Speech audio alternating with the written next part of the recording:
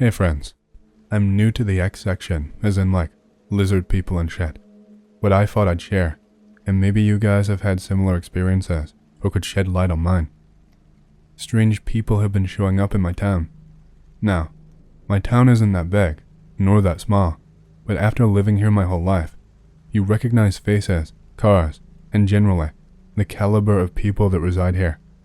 It started around Thanksgiving. My roommate and I started noticing these strangers. My friend was at a liquor store and he told me about this dude who just kept staring at him and kept getting close. Mind you, this does not sound out of the ordinary, but for where I'm from, it is. I came up with a logical answer. People's family from out of state were visiting and they are just different. Where it gets weird is that more and more people have been showing up, even after the holidays. Here is where the story gets weird. I'm at Walmart, and a well-dressed, very well-to-do man was walking around, almost observing people. Then I notice him observing me. I go to check out my things. Again, for a Thursday night, most of the crowd seems familiar, except for this one man who is doing a good job at keeping his distance, occasionally breaking my line of sight and reappearing elsewhere. I got to my apartment, put away groceries, and grabbed my shotgun from the closet. Paranoid, I know.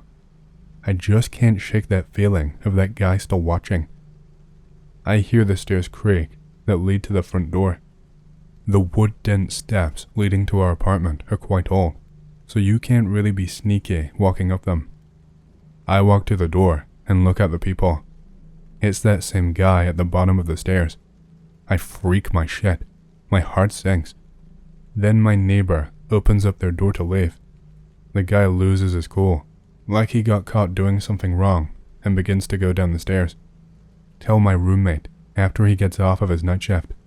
He tells me about how some strange lady has been popping up in places he frequents, so we begin to take note of the shit. These are the most prominent occurrences. Hipster coffee shop. Go there every day for 2 years. Practically know everyone. Group of people. 3 men, 2 women. Obvious outsiders show up at random day at odd times. They all order their drinks and sit down, and don't say a fucking word for an hour, and then leave.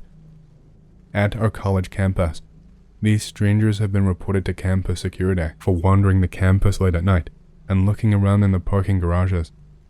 All of the strangers we see seem to be observing and watching everyone. And the last scary part, which I'm not sure if it's even related, but I was at my parents' house last week and got snowed in. Decided to stay to not risk crashing my car. They live on a farm pretty far away from the city. They've told me that they've had animals go missing and found footprints, and even have caught people hopping our fence, leaving the property. All of the neighbors have been having the problem too, and we've never had this issue, even if it is just hoodlums. So, what is going on here? Pod people, or government agents, observing the effects of a chemical they're testing on your town, depending on if you prefer aliens or government. Not really scary, more confusing. When I was 19, 6 years ago, some friends and I went to a town called Woodbury, maybe, which didn't show up on the maps because it was so small. What led us there was the stories we had heard from our friend Katie. She grew up in a schoolhouse on the edge of Woodburn that her mother converted into a diner. Right off the bat, things were very weird in the house. Their dog refused to enter some rooms and would get inexplicably scared once the sun went down. They had the dog for years previous to moving into the house, and this was unusual behavior. Some mornings they'd wake up and find shit rearranged in the kitchen. On one strange morning, they found that every knife in the kitchen had been stabbed in the ceiling, and the plates had been stacked into piles that touched the ceiling, wedged so tightly that it took force and finagling to get the plates loose from the stacks. One night, Katie and her sister were watching some movies when the lamp in the room turned off. They heard the power switch make an audible click. After they turned it back on, they noticed a shadow on the wall that should not have been there. A disembodied shadow that had no discernible source and didn't disappear when lights were shined on it. Katie and her sister decided to wait in the bedroom until their mother came home. While in their bedroom, they fell asleep, their mother being later than usual. They thought they heard her car pull up and her car door open and close. They heard what they assumed was their mother enter the house and come upstairs, so they jumped out of bed to meet her, only to realize that the house was empty. They freaked out and returned to their room, only to find that the strange shadow was in their room on their back wall. They stood there and stared at it, and it opened a pair of eyes and stared back. This is when they fled the house and ran to the neighbors with their dog. The next day, Katie and her sister switched to a different bedroom. As far as I know, things were quiet for a while, until one night, their mother was late coming home again. The girls had moved from the first floor to the third floor of the house and were in the room right next to their mother's. Around 2 a.m., they heard what they thought was their mother in her bedroom. They went to go investigate, only to find their dog whimper growling at something in the dark corner of the room. They took the dog and ran to the bathroom and hid it in the bathtub until morning. Katie told us that she tried to calm her sister down by telling her that they were safe in the bathroom. The next night was quiet, but in the morning, they couldn't find their dog. Searched high and low, and all they found was the dog's collar, sitting in the bathtub where they had taken refuge the previous night. Apparently, the mother was having her own strange experiences, because later that week, she grabbed the girls one night and took them to a hotel and did not return until the morning. They moved out the next day. They sold the house to a contractor who was going to fix it up so it could go back to being used as a school. Time passed. Roughly 10 years after having left that town, Katie relayed the story to me and a friend of mine. We were friends of her boyfriend at the time. Having nothing better to do, we decided to take a road trip to check out the house. It was in a different part of the state. When we got to the town, things were odd right off the bat. Hell, we did not even make it to the town before shit got weird. Since the town was not on the maps, we had to go by the word of mouth directions, and when we got closer, we stopped at a gas station to ask how to get to Woodburn. They looked at us like we had just turned into a couple of aliens and asked in a perturbed voice why on earth we'd have a reason to go there. We told them we were visiting friends, which seemed to worry the cashier even more, so we paid for our gas and left, not knowing what to make of that strange lady. When we entered the town, the first thing that we noticed there was some sort of festival/fair/hoedown was going on. They had blocked off the main road for the town with fire engines, and there was a large group of people sitting around a large bonfire in the middle of the road. What bothered me was how quiet it was, as if everyone there was sitting in complete silence. No music, no talking, nothing but the wind. The schoolhouse was not hard to find. It was up on a hill overlooking the town. It was very run down. The windows were gone, and the paint was peeling everywhere. There wasn't even a front door anymore. The only thing that seemed to be maintained was the cellar door, which was under chain and lock. We looked for a way in, and went around the back side of the building, only to find a trailer there, which had a family living in it. These were not the people Katie told us her mother sold the house to. We had no idea who the fuck they were, or why they were there. I think they were poor squatters who were using the school as a garage. They did not look happy to see us, so in an attempt to defuse the situation, we told them we were a well-known university in our state and were part of a group of paranormal researchers. Even made up a fake professor and gave a fake number to call in the morning, telling them he was probably asleep, it being near midnight. We told them that all we wanted to do was place a recording device in the building and then leave. They let us in, and we started to search the schoolhouse. The whole place was decrepit and stank like old meat. There was junk all over that I assumed belonged to the squatters. They were making use of the 2 rooms closest to the front door.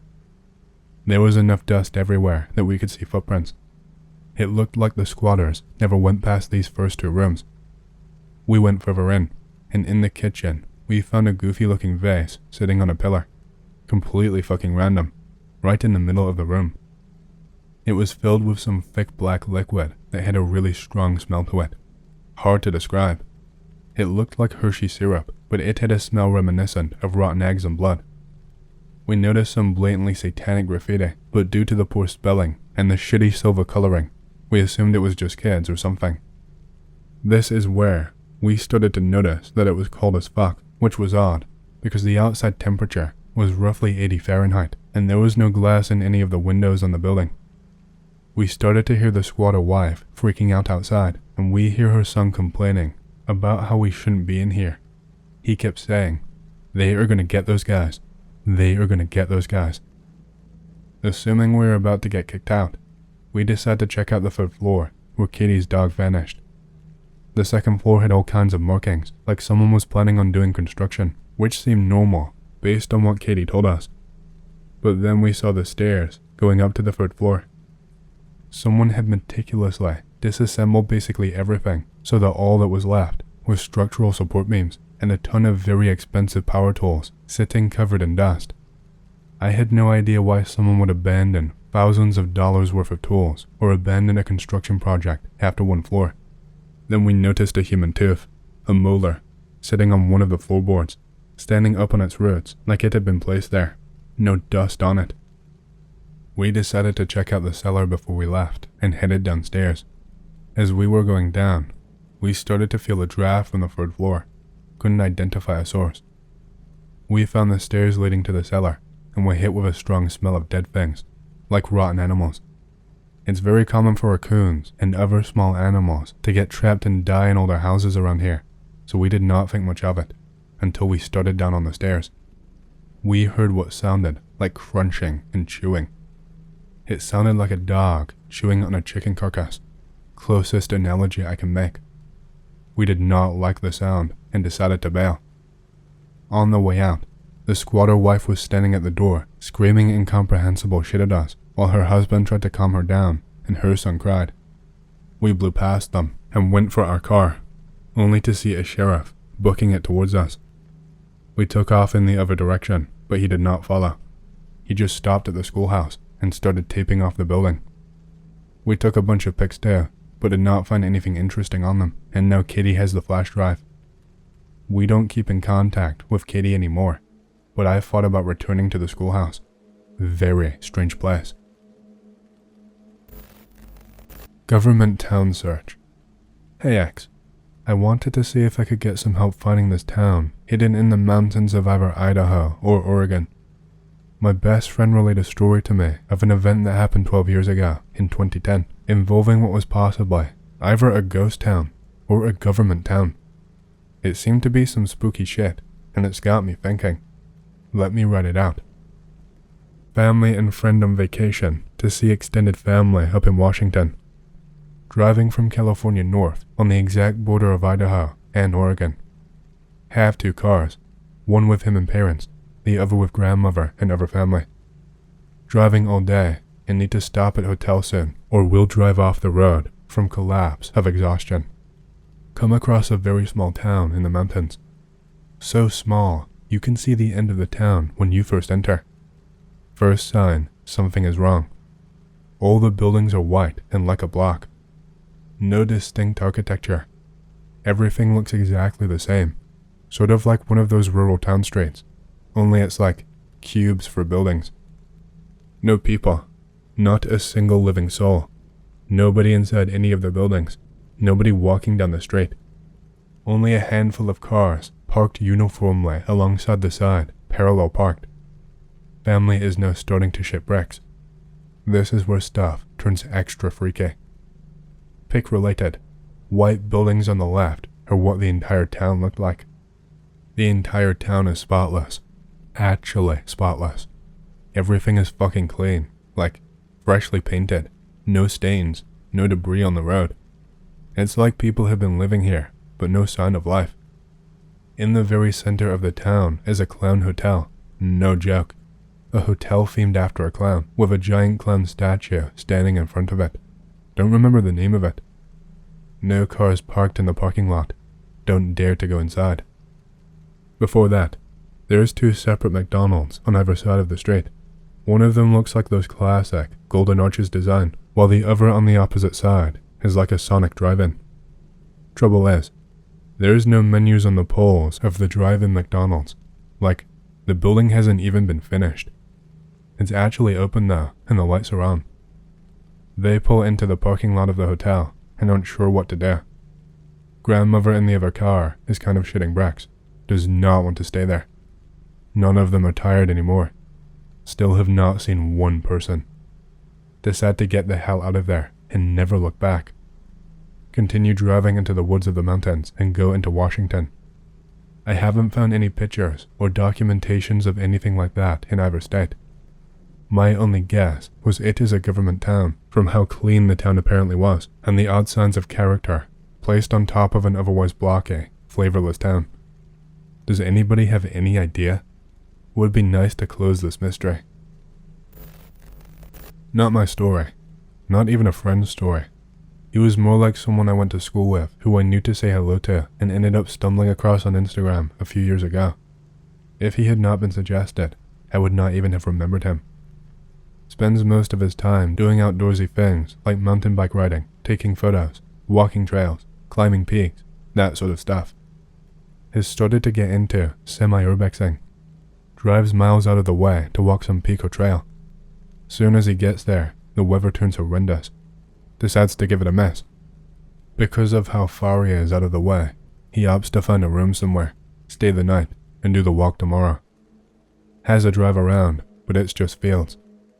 Comes across what seems like a motel, but it's bigger, more like a holiday resort. Going to be pricey, and that's if you don't already need to be booked in. Enters. Looks like a nice place. Dated as all fuck, but a nice place. No one around. Wanders about looking for someone, but does not find anyone.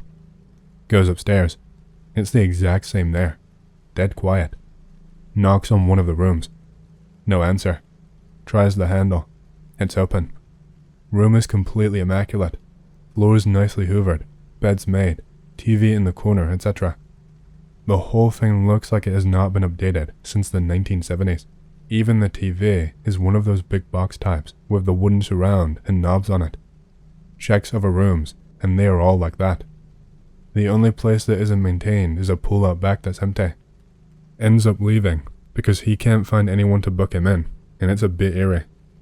Says it's like he just stepped back in time. Story would have been doubtful because I don't know him well enough to vouch for him. But like I said, this was on Instagram, so he had posted all of the Pixie Tuck.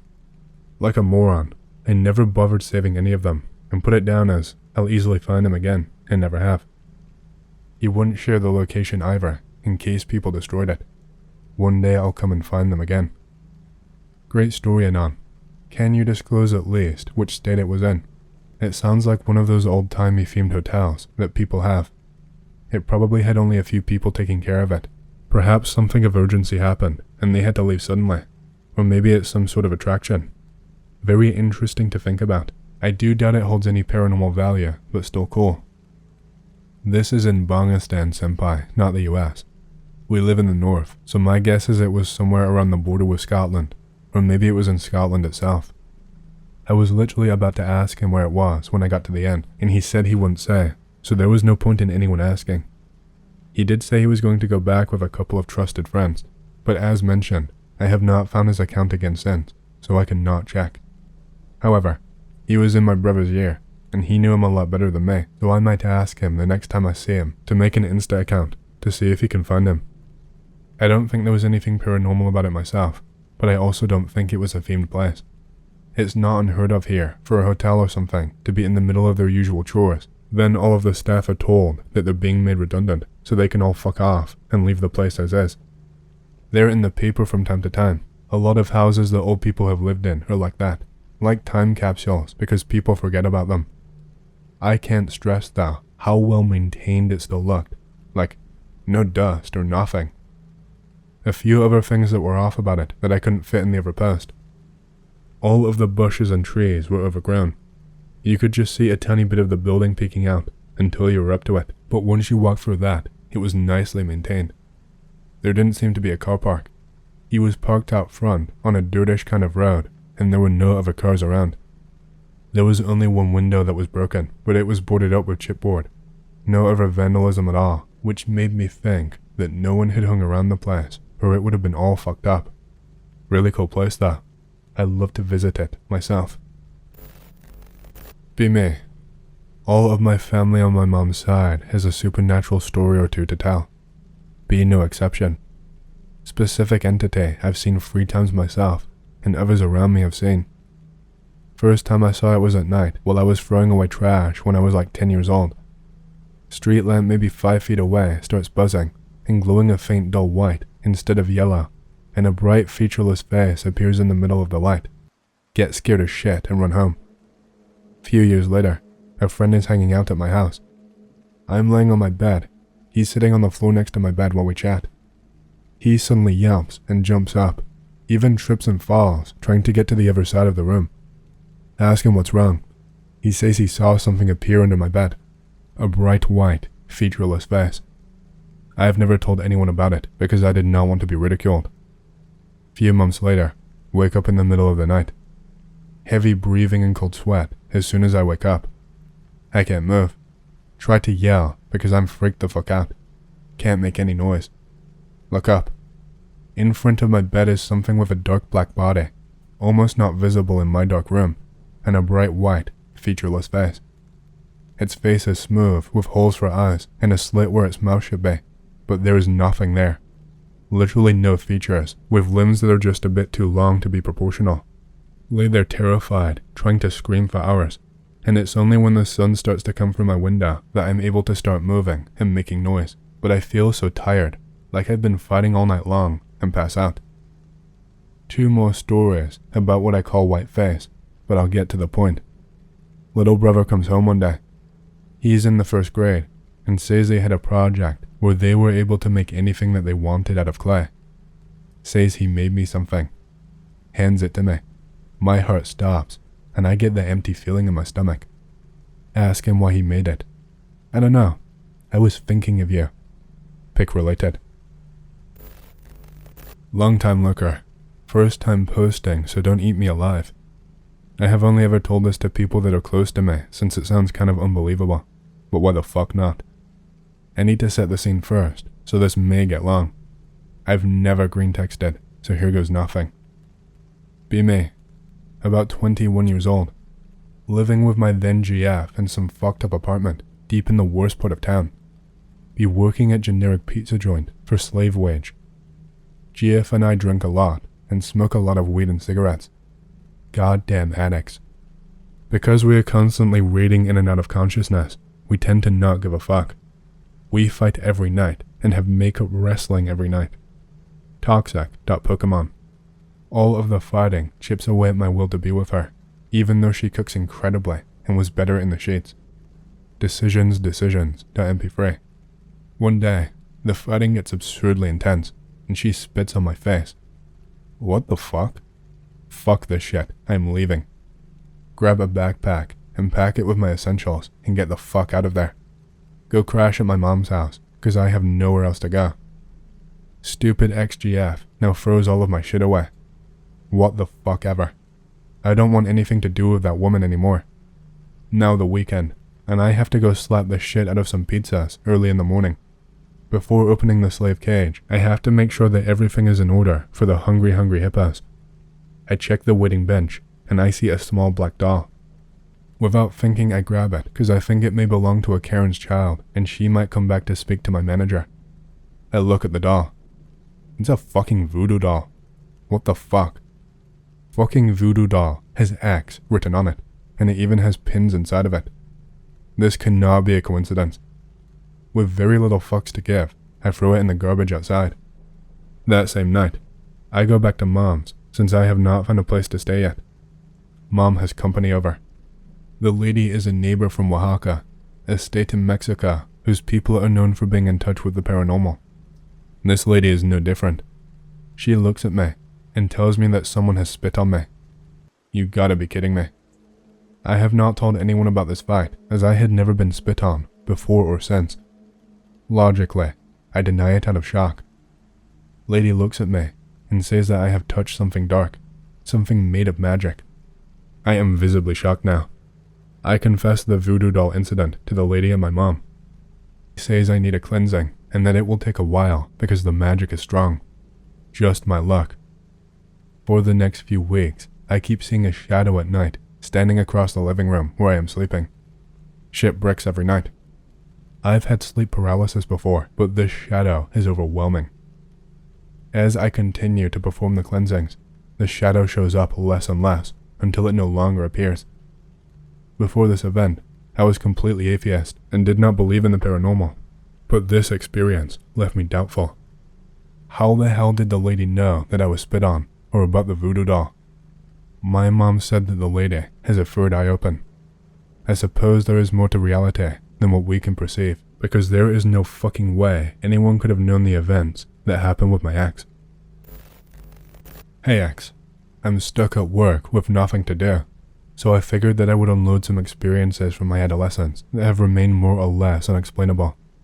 I'm hoping that someone here might find them interesting, and or offer a potential explanation. Be me, 8 or 9 years old at the beach with my family, playing with my mom in the sand, building sand castles and shit. Decide to dig a really deep hole for whatever reason. As I'm digging, I begin to hear a distinct, high-pitched ringing noise, similar to tinnitus. Eventually, move away some sand to see something bizarre in the hole. There is a face staring straight up at me from the sand. Face looks faintly human, but a bit flatter, and seemed to be coated with an outer layer of sand, rocks, shells, and other beach debris. The face had 2 small, black beady eyes, no discernible nose, and a long, thin mouth lined with tiny needle-like teeth, like a piranha. Basically looked like an evil beach-themed version of the Thing from Fantastic Four. I vividly remember the eyes blinking several times and its mouth moving, causing it to squirt out a few small spurts of liquid, presumably water. After staring at it for a long moment, my mom extends her hand to touch it for some reason. As she is about to touch it, the face begins to undulate, sending a sizable glob of sand falling down the hole, obscuring the Thing. We tried to dig it back up, but it had disappeared completely. I've tried figuring out what the thing I saw was, but have yet to come across anything that resembled the face in the sand. Does anyone have a similar experience, or know what that thing could have been? Be me, 3 years ago. Homeless. Crash outside McDonald's, because sometimes people give me food, or they leave fries in the bottom of their bag when they throw it out. Man in a hoodie, face mask, unusual for back then because no COVID, and glasses, comes up to me. Says he has a deal. I hold something for him out of sight, and stay by McDonald's for 5 more hours. He says he will give me $100 in cash. I think it's bullshit, but who cares? I'm always here anyway. Man hands me a small box, maybe 10 centimeters in length, 6 centimeters wide, 5 centimeters tall. Box is warm. I put it in my bag and he walks off. 5 hours later, man returns. Gives me $100 in cash in return for the box. Asks me if I'd like to do this again. I say sure. For the next 4 weeks every day, he brings me this box. Sometimes during the 5 hours, he comes and swaps it out for another one randomly. Box is a great hand warmer on cold days. One day he comes in. Says this is the last time I can do this. I'm sad, because no more free money after today. He hands me the box and walks off. Start to think about life, what I'm going to do now. He gave me so much money, and I blew it all like an idiot, and I'm still homeless. And this was a once-in-a-lifetime opportunity, and I wasted it. This time, he is hours late. When he arrives, he hands me a rubbish bag in return for the box. Walks off without another word. Bag has loads of cash in it. I can't believe my eyes. Book a hotel room to count it, because it's just so much money. After counting, there is $75,000 in cash in the bag in all 20s. Use the money to turn my life around. I'm no longer homeless and have a job at Walmart. What the fuck was the box? It rattled when I shook it, and it was decently warm. Severed head.